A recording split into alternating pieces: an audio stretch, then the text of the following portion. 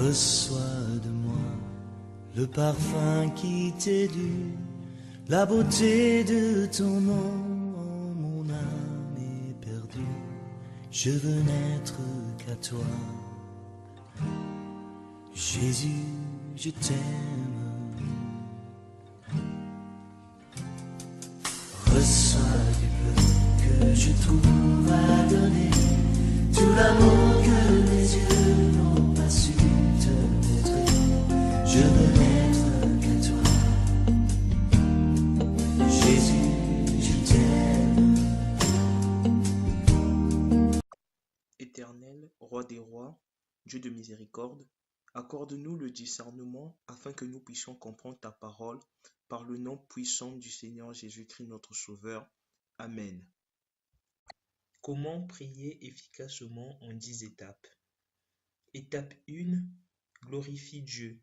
Fais ce qu'un disciple de Christ est censé faire et continue à adorer Dieu. Sache qu'il est puissant, qu'il est le créateur des cieux et de la terre et qu'il mérite l'honneur, la louange et la gloire. Tu peux le glorifier par la louange. Étape 2. Prie en remerciant Dieu et finis tes prières de manière positive. Arrête de jurer devant Dieu comme le dit Matthieu 5, versets 34 à 36. Mais moi je vous dis de ne jurer aucunement, ni par le ciel, parce que c'est le trône de Dieu, ni par la terre, parce que c'est son marchepied, ni par Jérusalem, parce que c'est la ville du grand roi. Ne jure pas non plus par ta tête, car tu ne peux rendre blanc ou noir un seul cheveu. Ne demande pas des choses inutiles à Dieu, mais lorsque tu demandes quelque chose à Dieu, il faut que tu aies un but précis de ce que tu vas faire avec ce que tu demandes. Mais avant de demander, il faut remercier Dieu pour tout ce qu'il a fait pour toi, pour tout ce qu'il fait pour toi et pour tout ce qu'il fera. N'attends pas seulement le matin au réveil et le soir avant de te coucher pour prier. À chaque fois dans la journée que tu sens ton cœur prédisposé, prie afin de travailler ton salut. Cela est très important. Il ne faut pas rechercher que le bonheur, mais il faut aussi réclamer la joie dans n'importe quelle situation.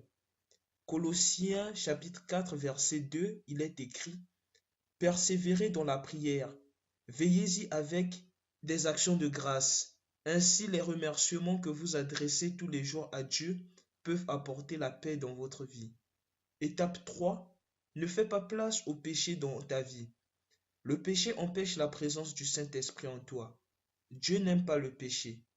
Dans 1 Corinthiens chapitre 6 versets 9 à 10, la Bible nous dit: Ne savez-vous pas que les injustes n'hériteront point le royaume de Dieu?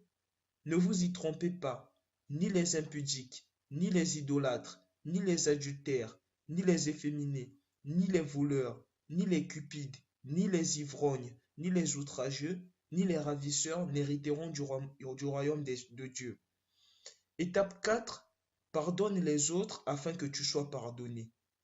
Vis comme un chrétien que Dieu aime en tant que son enfant et tu connaîtras sa joie pour toujours.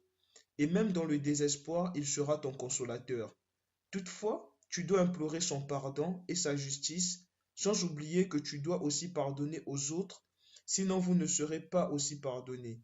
Pense à la parabole du serviteur impitoyable dans Matthieu chapitre 18, versets 21 à 35. Étape 5. Obéissez à Dieu. La Bible dit dans Jean chapitre 15, verset 7, Si vous demeurez en moi et que mes paroles demeurent en vous, demandez ce que vous voudrez et cela vous sera accordé.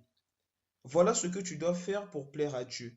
Le péché constitue une désobéissance et nous éloigne de Dieu. Le Saint-Esprit ne demeure pas dans un temple impur et pour cela tu dois implorer tout le temps le pardon pour être sauvé et te soumettre à la grâce et à la volonté de Dieu. Tout ce que tu sèmes dans la vie des autres poussera dans ta vie, ce qui veut dire que tu récoltes ce que tu sèmes. Étape 6. Crois sans douter. Lorsque tu pries pour demander quelque chose, fais suffisamment preuve de sagesse et crois que tu l'as déjà reçu, et ce sera ainsi. Ta foi exaucera ta prière. Dans Jacques chapitre 1, versets 5 à 8, il est écrit: Si quelqu'un d'entre vous manque de sagesse, qu'il demande à Dieu qui donne à tous simplement et sans reproche. et elle lui sera donnée. Mais qu'il la demande avec foi, sans douter, car celui qui doute est semblable au flot de la mer, agité par le vent et poussé de côté et d'autre. Qu'un tel homme ne s'imagine pas qu'il recevra quelque chose du Seigneur, c'est un homme irrésolu, inconstant dans toutes ses voies. Étape 7. Voyez l'exaucement et soyez inspirés. Tiens un journal de prière. Ce journal t'aide à suivre la progression des choses sur lesquelles tu pries. Mais aussi, tu peux noter les personnes pour qui tu veux prier. Étape 8. Reste ferme sans relâcher. Dieu veut que nous persévérions dans la prière. C'est ce qu'il nous demande lorsque nous sommes découragés. Étape 9. Aime tes ennemis et ne méprise jamais les autres. On ne cessera jamais de le dire. Aimez-vous les uns les autres comme Christ vous a aimé. Aime la miséricorde et démontre-le. Matthieu chapitre 7 verset 12 dit ceci. Tout ce que vous voulez que les hommes fassent pour vous, faites-le de même pour eux, car c'est la loi et les prophètes. Étape 10. Bénis et ne maudis pas. Dans tout ce que tu dis ou fais, cherche le bien des autres et aie la bonne volonté. Dis à Dieu de bénir tes ennemis avec les bonnes choses. Supposons qu'il s'agit là d'un commandement de la Bible, nous devons nous soumettre et respecter cela, que nous le voulions ou pas. En conclusion, ouvrez votre cœur à Dieu et demandez-lui par la foi ce que tu désires. Le Seigneur sait absolument tout de nous, nos émotions, nos péchés, ainsi que nos efforts. Son amour et sa compassion pour nous n'ont pas de frontières.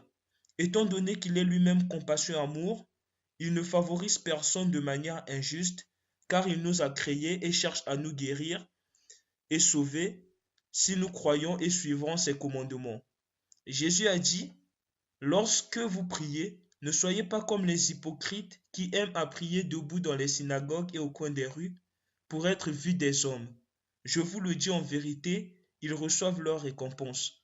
Mais quand tu pries, entre dans ta chambre, ferme ta porte et prie ton Père qui est là dans le lieu secret, et ton Père qui voit dans le secret te le rendra. Matthieu 6, versets 5 à 6. Jésus a également dit, en priant, ne multipliez pas de vaines paroles. Comme les païens qui s'imaginent qu'à force de paroles, ils seront exaucés, ne leur ressemblez pas, car votre Père sait de quoi vous avez besoin avant que vous le lui demandiez. Matthieu chapitre 6, versets 7 à 8. C'est ainsi que s'achève l'enseignement d'aujourd'hui. Que le Seigneur Jésus-Christ te guide et te protège dans ses voies. Si la vidéo t'a plu, laisse un pouce bleu et un commentaire. Ça m'intéresse d'avoir ton avis sur ces enseignements. Et je te dis à la prochaine. Dieu de lumière élevé dans les cieux, rempli de grâce et de paix, environné de louanges et de feu, gardien de l'éternité. Pourquoi quitter ce palais de bonheur pour un sentier